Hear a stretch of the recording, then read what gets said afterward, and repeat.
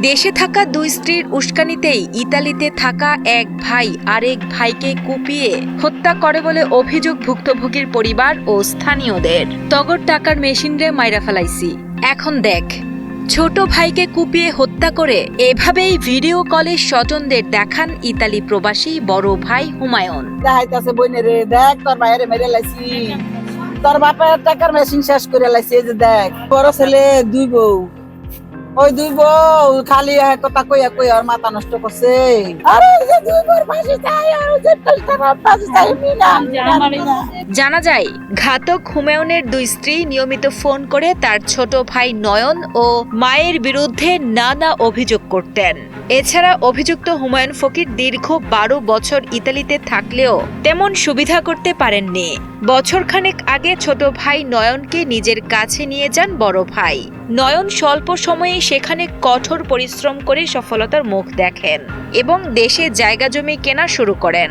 আর এই সাফল্যই কাল হয়ে দাঁড়িয়েছে ছোট ভাইয়ের। দীর্ঘ 12 বছর বিদেশে থেকেও কিছু করতে না পারার ক্ষোভ থেকে ছোট ভাইয়ের উপর ঈর্ষান্বিত হয়ে ওঠে গত বৃহস্পতিবার রাতে কথা কাটাকাটির এক পর্যায়ে নয়নকে উপর্যুপরি ছুরিকাঘাত করে হত্যা করেন তিনি।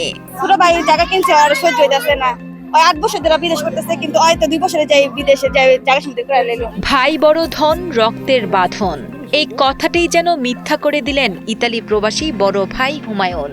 মুন্সিগঞ্জের টঙ্গিবাড়ি উপজেলার পশ্চিম সোনারং গ্রামের বাসিন্দা প্রবাসী দুই ভাই হুমায়ুন ও নয়ন। স্বজনদের দাবি, বড় ভাইয়ের দুই স্ত্রীর কুপরামর্শেই হুমায়ুনের মানসিক অবস্থা বিপর্যস্ত হয়ে পড়ে এবং ঘটায় এই মর্মান্তিক হত্যাকাণ্ড। এখন শোকাতুর পরিবারটির সরকারের কাছে একটাই আকুতি, নয়নের মরদেহ যেন দ্রুত দেশে ফিরিয়ে আনা হয় এবং ঘাতক বড় ভাই সহ এই ঘটনার নেপথ্যে থাকা উস্কানিদাতাদের দৃষ্টান্তমূলক শাস্তি। বড় ছেলে দুই বউ, ওই দুই বউ খালি এক কথা কইয়া কইয়া ওর মাথা নষ্ট করছে।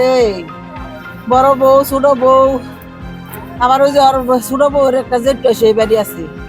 আমি একটু ঘরতে বাইরে কোন আনে যাইতাম, কি করতাম, কোন আনি একটু সেবা লাইতাম, হেডিও ওর কাছে পৌঁছাই দিত। ওরে আমারে ওর কাছে, বড় পোলার কাছে আমার একবার ডিশ বানাই দিছে। বললাম যে বড় ভাইয়ের লোক দণ্ড লাগছে, কি লেখা লাগছে এটা কোথারি না।